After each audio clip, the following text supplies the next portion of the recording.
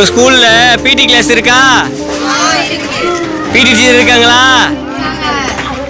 ஆனா பிடி கிரவுண்ட் மட்டும் இல்லைல்ல? சரி, நாளைக்கு நாங்க எம்எல்ஏவை பார்க்க போறோம். எம்எல்ஏ கிட்ட, எம்எல்ஏ அங்கிள் எங்களுக்கு பிடி கிரவுண்ட் வேணும்னு கேக்குறீங்களா?